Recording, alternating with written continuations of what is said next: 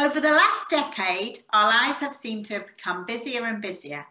You may constantly find yourself on the treadmill looking for a work-life balance.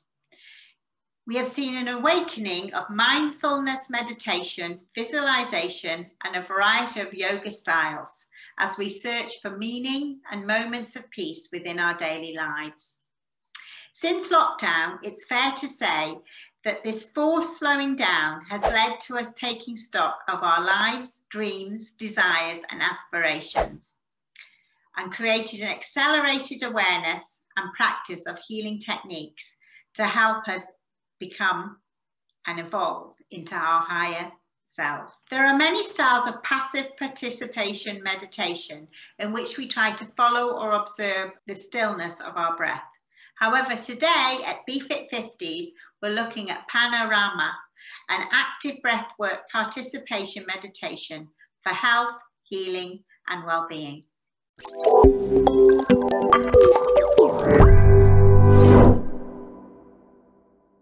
We're talking to Shepali, a body and breathology therapist with over 30 years experience.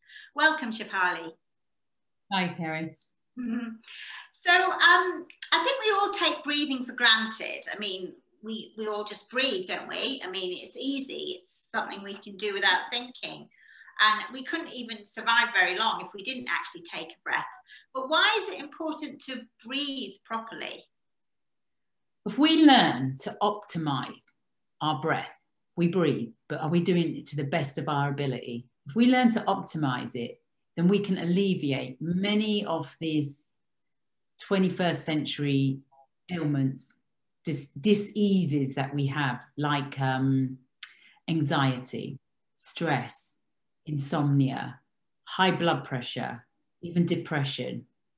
There was one saying, it's saying that the rhythm of one's life is determined by the rhythm of one's heart rate. The rhythm of one's heart rate is determined by their breath. So if we work on the breath, we sort out a lot of things. And it will affect us physically and psychologically, bringing about relaxation and calm, and allowing our bodies to address the things that need to be addressed in a efficient. So why would you particularly think, so in our 50s, we've obviously been breathing for over 50 years now. Why is it important now as we're aging to start to address how we breathe? I'll tell you one thing about breath, and especially with this COVID and any respiratory disorder like asthma, bronchitis, or CPOD, the lungs become, the elasticity in the lungs become weak, and therefore you get a buildup of air. And when the diaphragm, when you're breathing more shallow because there's air there. So when we start to breathe deeply, we exhale that residual air, we strengthen our diaphragmatic muscles, and we learn to breathe more efficiently. So that's just on age, on how we have conditions. But most of us build up bad patterns, and we'll all benefit from it. Like nowadays, it's like, why meditate? We need the balance. It's the same in that sense. Okay, that sounds great, actually. It sounds like something we could all do with, like you said. And so what exactly is Pranayama, and how do you teach people to readdress the way that they breathe at the moment? Right, Pranayama. Prana means life force, and yama means control. So we are controlling our life force. We are controlling the air we breathe. And by controlling that, we may control it with using certain asanas, certain like postures, or just sitting down, learning to deep breathe, which will again change. It can be either relaxing and cooling, or it can be heating and energizing. You've heard of the automatic nervous system, which we're not in control of. It has two parts. It has the sympathetic nervous system, which is the fight and flight. Today's day and age, we're hardwired for survival. So we tend to be in fight and flight all the time. Your phone goes, goes beep, beep, and you already produce a bit of adrenaline that goes, oh, I need to look at that message. You're already in fight or flight. So that sympathetic nervous system, we address with pranayama the parasympathetic nervous system, which is rest and digest. So it calms us down. You can only have one working at a time. So it allows us to work more, to see things from that perspective rather than a stressful state, therefore alleviating many ailments in the body. Wow, yeah, that sounds excellent. Great. And can you kind of demonstrate how exactly this would work? You know, how's the breath how you would recommend people breathe? Okay, so the first technique we're going to try is diaphragmatic breathing. When in its advanced form, it's called Bhastrika. And we're going to do this together because you've come in from work and I'm sure that you will feel totally like going to sleep afterwards. Anyway, so I want you to, our hands are going to be our guides. So just clasp your fingers and place them on your belly. And just close your eyes and just start filling your belly up. Take a deep breath in, fill the belly up, fill it right up, and then exhale from the belly. Deep breath into the belly, filling right to the top, filling, and then exhaling the belly, pulling the belly back towards the spine. Inhaling deeply, that diaphragm is contracting and going down as the belly protrudes out. Exhaling. So continue, and I will just talk as we take some deep breaths in, fill in the belly right to the top of the belly, and then exhaling the belly. What we're doing here is we're working and strengthening that diaphragm muscle over time, which will become more stronger with the deep breaths in and out. And most people can't even breathe very deeply into their belly. This is why we're using our hands as our monitors to really feel. So your hands are clicking in like whiskers on a cat, feeling that belly protruding out on the inhale and then feeling the belly go out on the exhale. I think what a lot of people do when they breathe in, they lift up, don't they? They kind of almost flatten their belly. They kind of think they're breathing higher up into their lungs, and then they kind of flatten their belly and kind of like that. And that's actually, you should be dealing. So they are just breathing, but they're not using their diaphragmatic muscles. Right. And when I said to you, often what happens, we don't use our diaphragm muscles efficiently. We click into using our neck and our back. Obviously we're using our intercostal muscles, which we need to, because the next stage, once you've learned to do deep belly breathing, which is I want you to put your hands on your chest and a hand on your belly. And now we're going to take that further, but I always teach them just the belly first, because otherwise it's all sequencing and it's all variations. So we'll do like sets of 11, then we'll do another type of breath, then we'll come back to diaphragmatic breathing, but a different variation. So this will be a different variation. So I want you to take a deep breath into your belly, fill your belly up and fill your chest up. Fill right to the top. Exhale from the belly and then exhale from the chest. Deep breath into the belly, deep, deep, deep, deep into the belly, into the chest. Feel the intercostals lift up. Exhale from the belly goes in, the diaphragm relaxes, the intercostals concave in on the exhale. Inhale, deep breath into the belly, filling up right to the top of the chest. Exhale from the belly, exhale from the chest.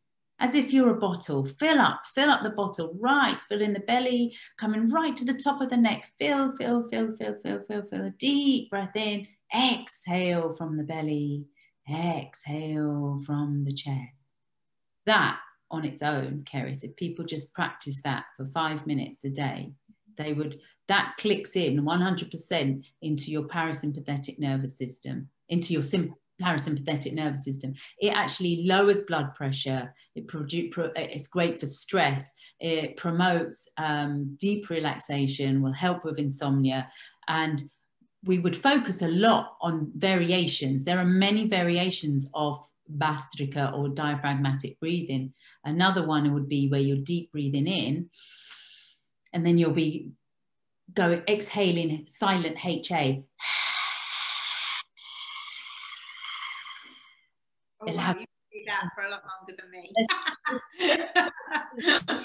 Breath into your chest, into your belly, into your chest. And when you exhale, exhale HA. Let go of everything on that HA. Deep breath in. Fill in belly, fill in chest. Exhale, HA.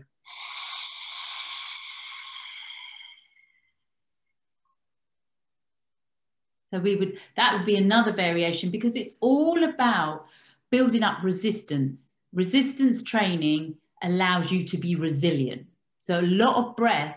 So before you can even just do one type of Bastrika, which is, we call it diaphragmatic breathing, but true Bastrika is the true filling up of the belly and the filling up of the chest, and then the emptying of the belly and emptying of the chest as one tide, like the sea comes in and goes out. There's no holding, it's just a continual breath, but it's a deep breath.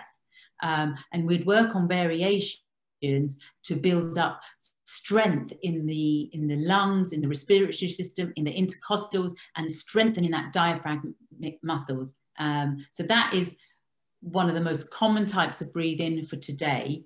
We're going to take you on to another breath. You must have heard of alternate nose breathing. Yes, I've done that in yoga, yeah. Just tell you that the left side of the nostril is the cooling side, and is the relaxation side. The right side is the heating side, and it's the fire. And when you breathe through the right and the left, you are balancing the prana, the energy. So what it does, it distributes the energy around your body. So if you come home and you're feeling really frustrated and frazzled, Anulom Vilom will distribute that energy where it needs to go and take it out of that headspace. I want to just tell you, so let us just practice a few rounds of Anulom Vilom, okay? I want you to take your thumb, place it on your right nostril, and these two fingers are going to be closed, and the fourth finger is going to go on the left nostril. So the thumb is on the right nostril, and the fourth finger is on the left nostril. Release the left nostril. Exhale. Always start with a total exhalation on the left-hand side. Exhale completely. Inhale. Close left. Exhale right. Inhale right. Close right. Exhale left. Inhale left. Close. Exhale right. Inhale right. Close. Exhale left. Now we're going to add some counts. Inhale for 3. Close left. Exhale right for 6. Slowly exhale right. Inhale right for 3. Close. Exhale left for 6. Inhale left for 3. Close. Exhale right for 6. Inhale right for 3. Close. Exhale left for 6. That is a little taste of Anulom Vilom. Anulom Vilom. I'm like this. Oh. Can you feel it? It's going to save me a fortune. I won't need to drink so much wine. People, when they start, just advise them to do left, right, right, left, not worrying about counts. Generally, the exhale will always be longer than the inhale. And you want it to be longer because it promotes relaxation. Then slowly you'll get onto counts. It'll be 2, 4, 3, 6, 4, 8. And just to say that one round starts on the left, goes to the right, inhale right, exhale left. That is one round. And you always finish a round with an exhale on the left-hand side, the cooling side. You don't want to be going off hot-headed, yeah? Again, I would advise doing 27, between 11 and 27 rounds. They say to do 108, then we cut it down to 54, then we cut it down to 27, and then we cut it down to 11. So, and you would do sets. So you might do 11 rounds of deep diaphragmatic breathing, then do 11 rounds of full rounds of Anulom Vilom, yeah, alternate nose breathing. And then you might do another variation of Bastrika, diaphragmatic breathing. And then maybe you'll do another round, and maybe you'll introduce 2-4, because people can't exhale that long. It's all, inhalation is determined by exhalation, because when you exhale totally, you can inhale deeper, get a better exchange of oxygen, carbon dioxide exchange going on, promote, bringing relaxation into the body, but also balancing into the body. So this is Anulom Vilom. I want to tell you something very important for a lot of people. As you get older, you know, we seem to never be able to sleep as deep as we used to, yeah? So people that suffer from insomnia, if you suffer from insomnia, you, before going to bed, you can just do a few rounds on the left-hand side, just breathing totally from the moon side, the cooling side, the water element. So you'll just go. Wow, okay. You'll actually notice it will help you go to sleep. And how long should you do that before you go to sleep? Probably be about 20 to 30 rounds. You could do that. And you could do some full Anulom Vilom to keep everything in balance, and then you know, do the whole routine. And say you're like having a real mad day with the boss and you're really agitated and angry, or you've got a headache, or there's a lot of heat in your head, you know, all the things that cause heat, frustration, anger, headache. This is too much heat in the body, as in Ayurveda, too much heat. So when you do this type, you go in through the left, out through the right. In through the left, out through the right. What it's doing is I'm taking cooling water element in, and I'm pushing out heat.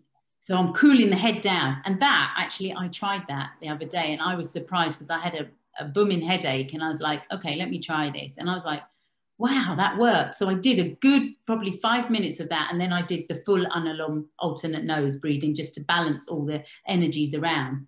So anyone that's trying any of the, you know, just for the insomnia or just for cooling, I would always end it with a full cycle of in left, out right, in right, out left.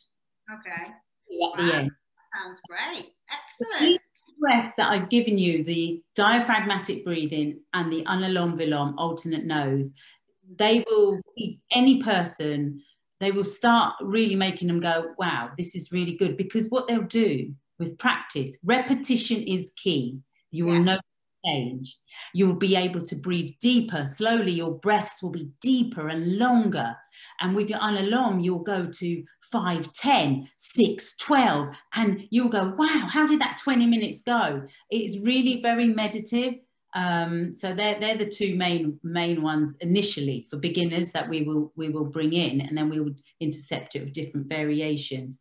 So how is this particular type of breathwork different from your average meditation? Breath work is a type of meditation. I remember in the beginning you mentioned that when you're meditating in stillness, it's like passive meditation. Breath work is active meditation. And you actually, I personally think a lot of us can't still our mind. And when we start, and then things enter our mind, and yes, we get that lovely calm and that peace, and we do get better sleep and everything. But this active meditation, pranayama, actually causes shifts within your body to help with many ailments, and also causes deep relaxation. And it's easier for us to focus on because we've got such flittering minds that we need something to focus on. And I think the results are pretty, like, especially uplifting. When you do uplifting breaths and breath holds, and you learn to hold your breath, and you can come out of there feeling really energized and uplifted and happy, really like, whoa, I feel really good. So I personally think it's the best of both. It is a meditation in itself, but it's more. Can anyone do this type of breath work, or are there contraindications? Well, the 2 types of breath that I've showed you today is fine for anyone, and I would say get practicing, especially us girls over 50 and boys over 50. It'll just increase your longevity, shall we say. Yeah, anyone can do it. There's a few, there are a few other breaths, more heating techniques, like I would demonstrate, like Kapalbhati, which is, and then there's rhythmic Bastrika, which is, and there's a few other which are heating, which brings energy to the body, which I would avoid if you have high blood pressure, if you're pregnant, if you have had heart surgery or lower back slip discs or anything like that. But Anulom Vilom and the diaphragmatic breathing, brilliant for heart conditions, because it's all about expanding and making the heart, because it's all about heart rate rhythm, isn't it? We're changing, we're learning to lower any high blood pressure and make that heart rate variability work at the right pace. So breath work is excellent, especially the balancing techniques and the deep breathing. Fantastic, that sounds great. And so if someone wanted to learn more, they can do a course with you, is that correct? Yes, they can. We do 6 weeks courses in groups or single. And if it's a group session, then we will spread the price out amongst each of them. And they can all link it together from their own home. Yeah, over Zoom, isn't it? Yeah. They don't have to be in the same room together. Brilliant, that sounds fantastic. So if you want to know more and actually go on a course yourself, you can actually click on the links below to find out. And so thank you so much, Shepali, for coming today. I really enjoyed it, and I'm definitely going to start working on that breathwork, especially at night, to help me sleep better. That sounds fantastic. And if you've enjoyed this video, then please subscribe and click the notification bell, as I'm sharing more wellness tips and ideas each week. Thank you. Bye. Thanks, Karen. See you. Bye.